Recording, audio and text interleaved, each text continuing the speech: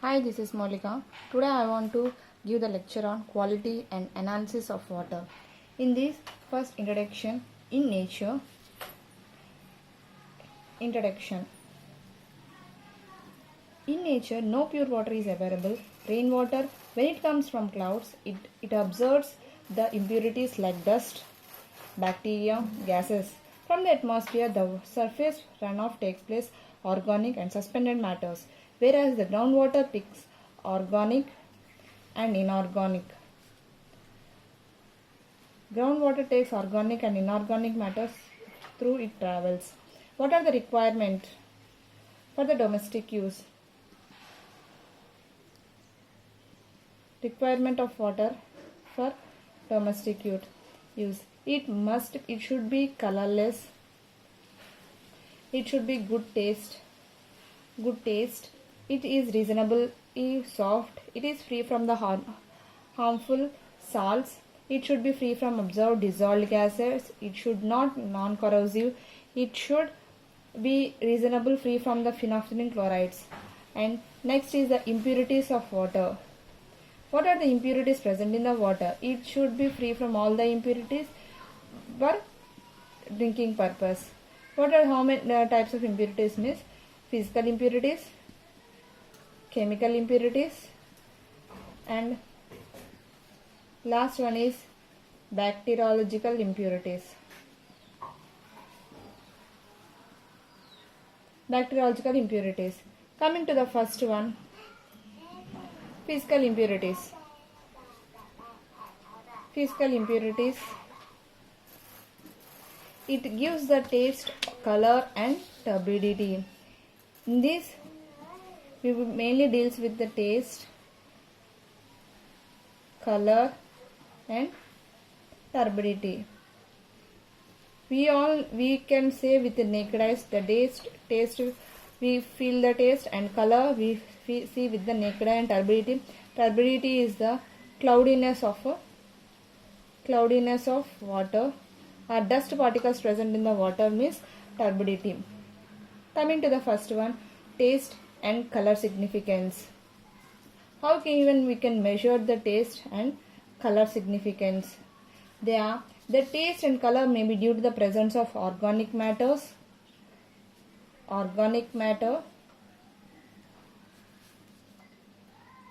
or due to suspended and colloidal matter significance. Due to suspended and colloidal matter significance. Next, coming to turbidity.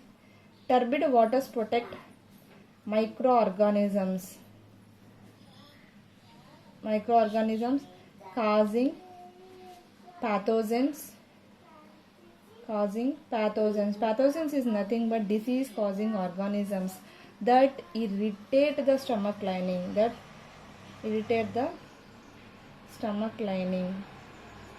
These all comes under the turbidity. In general, physical impurities does not direct relation with health but produce many indirect consumption or health. Coming to the second one, chemical impurities. Second one is chemical impurities of water. The chemical impurities may be due to the inorganic or organic compounds. What is meant by inorganic and organic? Inorganic and organic. Chemical impurities are inorganic and organic. In these inorganic, again divided into suspended impurities and dissolved impurities. What is meant by suspended and dissolved impurities? Suspended means that floating on the water is a suspended impurities, and dissolved is that dissolves in the water are like big solid particles are dissolved impurities. Coming to the inorganic, again suspended impurities. What is the cause? Cause is the particles of silt and clay, and effect it may be effect for turbidity. If they are having the high turbidity, we cannot drink the water. If they have low turbidity, we can use the water supply. And the dissolved impurities, what is the cause means? If the water having the carbonates and bicarbonates of calcium and magnesium, it affects the hardness and alkalinity. If it is having the sulfates and chlorides of calcium and magnesium, it will affect the hardness of corrosion of boilers. In this, it will cause the nitrates. If nitrates is having the greater than 45 mg per liter, it may affect the metabolism or blueberries. If it having the chlorides of Na, it will affect the blackish taste. If it is having the fluorides of Na greater than 1.5 mg per liter, it will affect the teeth to be strained. And if it is having the iron oxide, it may affect the taste, color and hardness. And if it is having the magnesium, it will affect the taste and brown color. In coming to the organic impurities are again divided into suspended and dissolved impurities. In this, they are both having the vegetable matter and animal matter. In this also it is having the vegetable and animal. Coming to the first one, suspended impurities. In these suspended impurities, they are again divided into vegetable and animal. If they are having the vegetable matters or suspended impurities like small trees, it may cause the decayed leaves, algae and fungi, and it may affect, if they are present, it will affect the acidity taste or change of color water or suspicious water. If they are having the animals like small insects present in the water, it may die, it may cause the dead animals or it may lose the hair. And if they are present in the water, it may affect the bacterium, water and contaminated insects and dangers for health. If they died in the dead animals in the water, if they drink, we may contaminated this water. Next, coming to the dissolved impurities. Dissolved impurities also again divided into vegetable matter. In vegetable matter, it may cause the large quantity of aluminide, nitrogen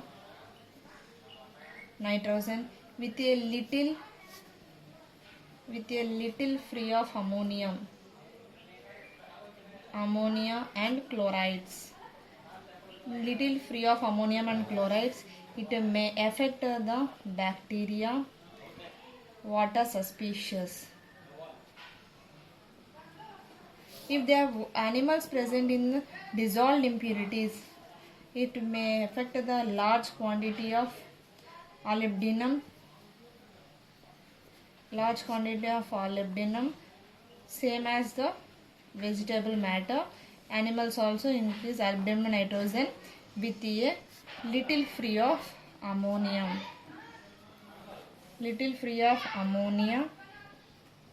and chlorides. It may affect the changes that disease producing bacteria,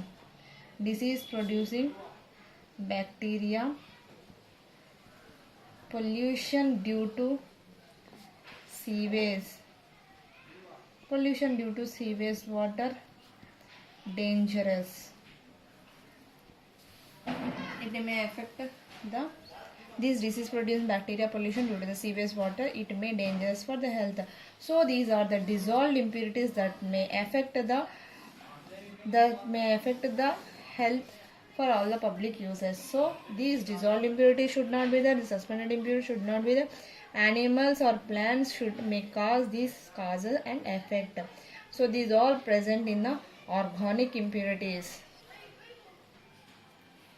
Coming to the third one, bacteriological impurities. It may cause the pathogenic bacteria. Pathogens means disease causing organisms. Pathogenic bacteria, disease causing organisms.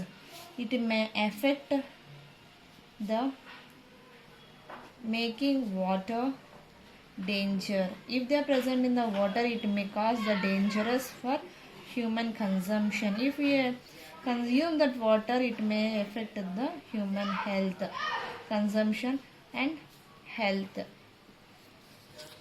These are the two types of bacteria in this: B. coli and E. coli. Mainly we discuss these pathogenic bacteria. E. coli. What is meant by B. coli and what is meant by E. coli? Pathogenic bacteria. B. coli is nothing but Bellicus coil, and E. coli is nothing but Escherichia coil. The coliform group of bacteria in general, they are pathogenic bacteria in which B. coli is Bacillus coil and E. coli is Escherichia coil. They are important. In this, coming to the B. coli, it is an anaerobic. It is an aerobic rod-shaped bacteria, shaped pore producing bacteria that can be found in drinking water and may be harmful to human health, like urinary infections. It may cause the urinary infection from children to adult. If we consume this B. coli, if it may cause the urinary infections for children to adult. In general, the issue of the B. coli in natural water or in naturally that produced from calicus or prostacal abnormalities, etc. Next, coming to the E. coli, it may occur in daily facial discharge and in crude sewage. It may occurrence in daily facial discharge and in crude sewage. These may affect for the E. coli the intestinal tract of the warm-blooded animals and human beings. And second one is directly by themselves are not harmful, but it presents to indicate the existence in water and pathogenic type of bacteria such as typhoid bacillus. It may cause the intestinal tracts. And second one is it may directly themselves are not harmful, but the presence of existence of pathogenic type of bacteria. It may affect this type of bacteria such as typhoid bacillus. Okay. Next, coming to the comparison of sources with its quality. In these, natural sources of water and characteristic properties of natural water. In natural sources, first one is seawater. Seawater is mainly having the basic characteristic salt. In seawater, we are having the salt water. And next, second one is precipitation or precipitated water. In precipitated water, they are present of gases, vapor, particles of radioactive fallout. And second one is surface water or surface runoff. Surface runoff means mainly we are using this surface runoff in rainy seasons. In the rainy seasons, rainy water is full and it will flow the surface runoff. In that we are using these particulates, organic matter,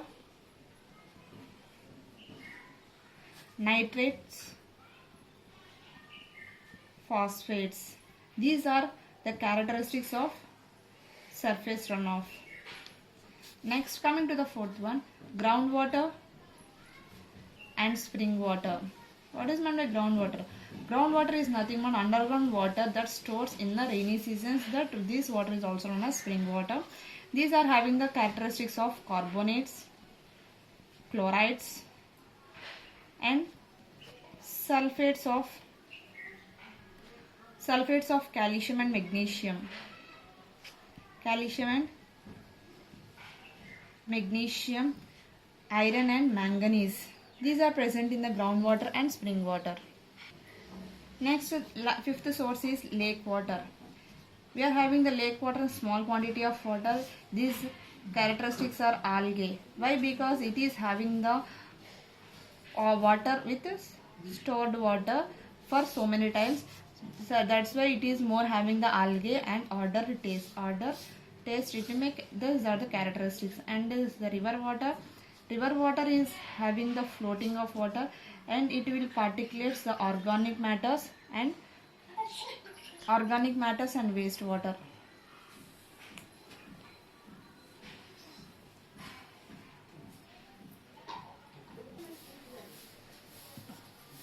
In natural water is available in this source. In this, first one is pure water. Pure water is chemically in combination of hydrogen and oxygen. It is not possible to find the absolute pure water in nature. Why? Because cannot combine the hydrogen and oxygen.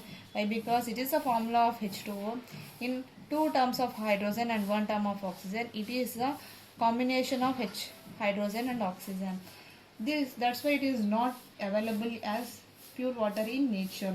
However, the pure water should be free from all these 3 types of impurities: physical impurities, chemical and bacteriological impurities. It should be free from all these impurities, then only we can call it as pure water. And second one is rainwater.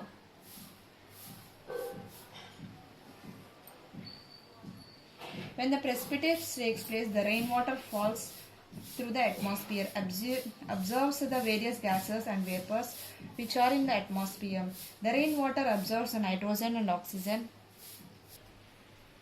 In rainwater, we are mainly having the water of nitrogen, oxygen and carbon dioxide, and salts also present in this water. Nuclei and radioactive fallout are also present in this water. Rainwater falls from the clouds, so that these clouds, all these gases, it will take the gases, vapor and all this we can take, and it will fall at the surface.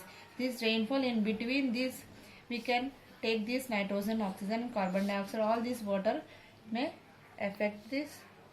And coming to the third one, surface runoff water. Surface runoff water picks the salt, silt and clay and organic matters of nitrates and phosphates. In the surface runoff water contains the minerals and organic participates by erosion. By flowing this water, this surface runoff, this will take these minerals present in this soil and the soil, bacteria and other organisms, salts and soluble substances, and natural and synthetic facilities also will take this surface runoff, and the surface runoff water will take all this organic, nitrates and phosphate water. And fourth one is river water. River water is a flowing water. As the surface runoff water joins these rivers, this surface water joins these rivers and streams, the characteristics are same as those of the surface runoff, but this river receives municipal and industrial wastewater. Additional pollution parameters also added to this river water. These small streams and the surface runoff will connected to the rivers, and additionally it will collect the municipal wastage and industrial wastage. All these also added as pollution for the river water. Next, coming to the lakes and ponds. Lakes and ponds are having the storage water. The water in the lakes and ponds will having almost algae and similar other organic growth on the surface. It will growth algae, bacteria, fungi, all will grow this water. Why? Because the lakes and ponds are having the storage capacity of the water. It will store for more times. Such inorganic microorganisms and algae leads odor, taste and color to the lakes and pond water. It leads to the low dissolved oxygen. Hydrogen sulfide, production and increase of CO2 and reduction of pH of water. It will increase the carbon dioxide and reducing of pH of water. And sixth one is groundwater. Groundwater is having the above groundwater and below groundwater. In this, when the rainwater infiltrates into the ground, it joins the water table. If the rain having the water for full and it will join the groundwater, it will increase the water table. It becomes as this water table is nothing but groundwater. The groundwater having the lower pH value, and groundwater may contains iron and manganese. It absorbs gases of decomposition and degradable organic matter.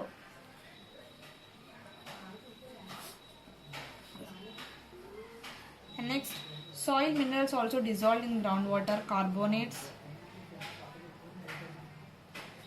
sulfates